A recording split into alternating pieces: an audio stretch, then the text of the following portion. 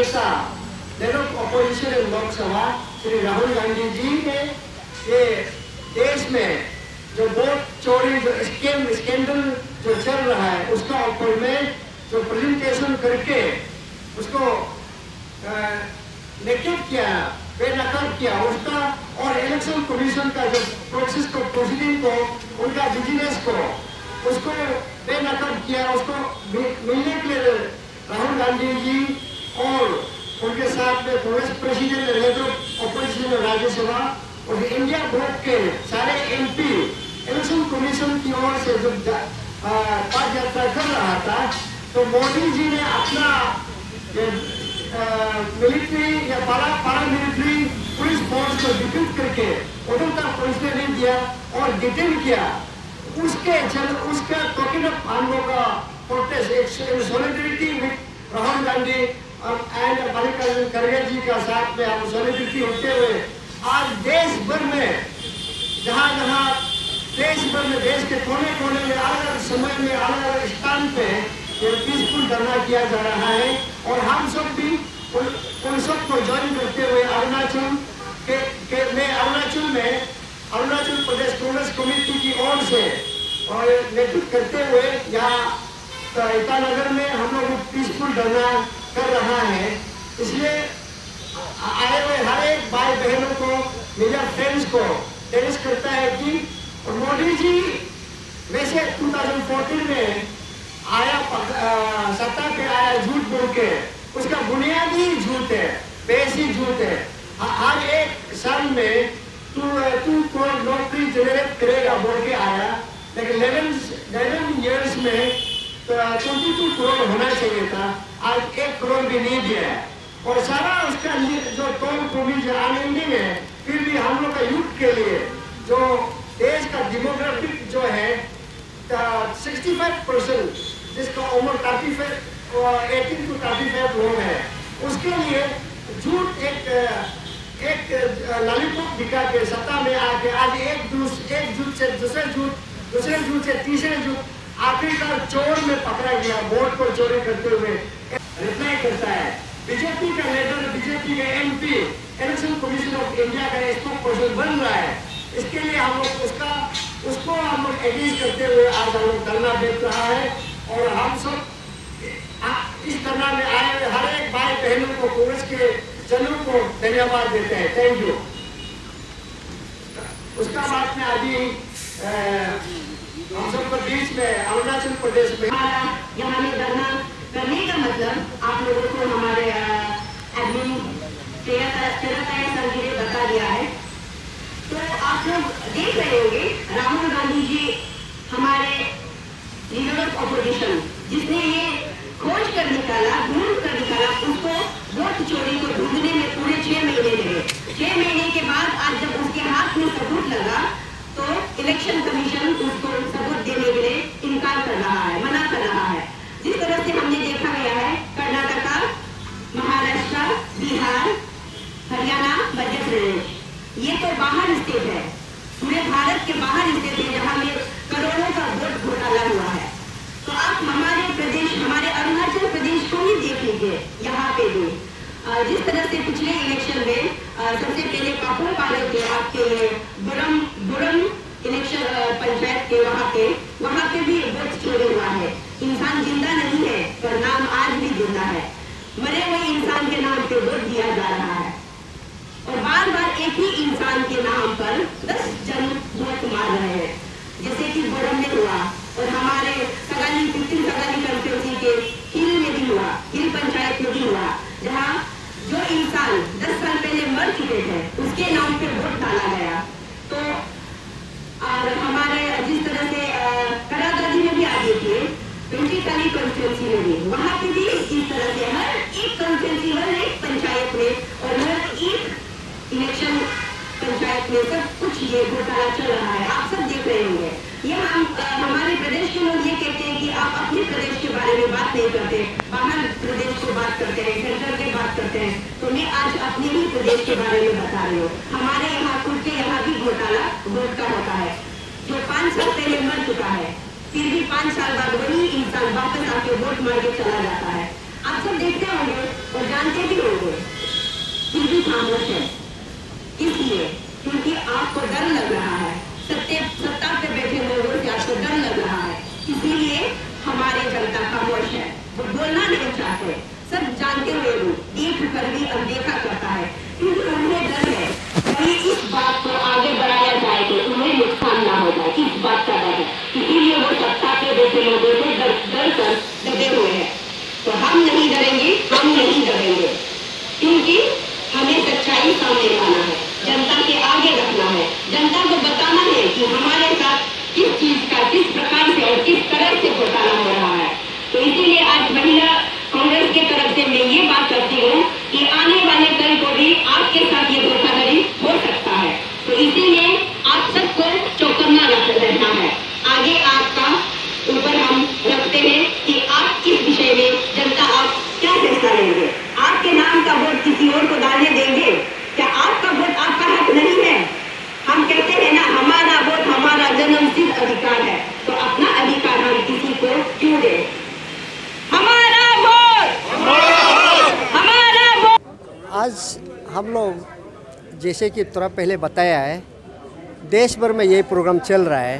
क्यों बोले तो जो भाजपा सरकार ने सबसे पहले उनका शासन में आने का जो है बुनियाद जो है जूत था, उसका जूत को जाते जाते हमारा लीडर ऑफ अपोजिशन, देश का एक आइकॉनिक नेता राहुल गांधी जी ने पर्दाफाश किया। उसमें इलेक्शन कमीशन ऑफ इंडिया का जो बीजेपी की ओर से जो काम कर रहा था, राहुल गांधी ने विदिन 6 मंथ के अंदर में रिसर्च करके पकड़ के वो लाइव टेलीकास्ट करके प्रेजेंटेशन दिया। उसका बाद एविडेंस को दिया है। तो वो इलेक्शन कमीशन को देने के लिए कोशिश किया, बताने के लिए जब जा रहा था तो जाने नहीं दिया। मोदी जी अपना ये पुलिस फोर्स को लगा के डेमोक्रेटिक वॉइस को कुचलने के लिए कोशिश किया। उसके अगेंस्ट में हम लोग राहुल जी की सॉलिडरिटी में हम लोग आज अरुणाचल प्रदेश कांग्रेस कमेटी की ओर से यहाँ हम लोग पीसफुल धरना विथ शॉर्ट नोटिस में किया गया है। सर, आपने कल शायद एक देखा था इंटरव्यू में, जो कि बीजेपी पार्टी का तरफ से जो वहाँ के जो स्पोक्स पर्सन है, जो मुचुमित्ती जी ने एक कमेंट किया था जो आपके कांग्रेस पार्टी के ऊपर, कहा था कि कांग्रेस पार्टी सत्ता में नहीं, भविष्य में नहीं आएगा, राज्य सरकार में तो आने वाला नहीं है, केंद्र सरकार में तो अनदर 2 साल में भी नहीं आएगा। तो आपका पार्टी का क्या जवाब रहेगा? देखिए, कांग्रेस पार्टी शासन करने के लिए कांग्रेस पार्टी नहीं, कांग्रेस ऑर्गेनाइजेशन, ये जो मास बेस पार्टी है कांग्रेस का, 130-40 ईयर्स ओल्ड है। तो कांग्रेस सत्ता के लिए नहीं है, कांग्रेस इंडिया के लिए, इंडियंस के लिए है। लेकिन मुच्चू जी का कल प्रेस वार्ता को मैं भी फॉलो कर रहा था, उसका लाइव टेलीकास्ट को। बेचारा अरुणाचल के लोग इतना ट्रोलिंग किया, मैं बहुत दया लगा, क्योंकि वो वर्तमान के बारे में, भविष्य के बारे में कुछ इन लोग का पास विजन है ही नहीं है। तो इतिहास में जाने के लिए कोशिश किया। इतिहास में मैं ऐसा लगा कि हिस्ट्री का, अरुणाचल को हिस्ट्री के बारे में बताने की कोशिश किया, लेकिन मुच्चू जी ने शायद हिस्ट्री का लेक्चर में सो रहा था। इसलिए क्यों बोले तो आर्टिकल 371H को जब 55th कॉन्स्टिट्यूशनल अमेंडमेंट 1986 में जब कर रहा था, उसने कांग्रेस को बदनाम दिया। कांग्रेस उस समय में कौन था? उसका पिताजी गेगन अपंग का गवर्नमेंट में राइट हैंड था, एक क्लोज मिनिस्टर था। लास्ट 30 इयर्स में कांग्रेस ने मुकुट जी को MLA बनाया, मिनिस्टर बनाया, चीफ मिनिस्टर बनाया, लेफ्टिनेंट गवर्नर बनाया, 2 टर्म्स राज्यसभा MP बनाया। उसका ही अपना ही बेटा, वो अगर मुकुट मित्ती का बेटा ही ये कांग्रेस को बदनाम करता है, तो तब तो वो मुकुट मित्ती की ओर से मुचु मित्ती अरुणाचल की जनता से माफ़ मांगना है कि मेरा पिताजी ने मैं ये गलती काम कर दिया है, तो मैं पिताजी की ओर से मॉरल रिस्पॉन्सिबल लेता है बोल के मुचु मित्ती अरुणाचल के जनता को एपोलॉजी करना चाहिए।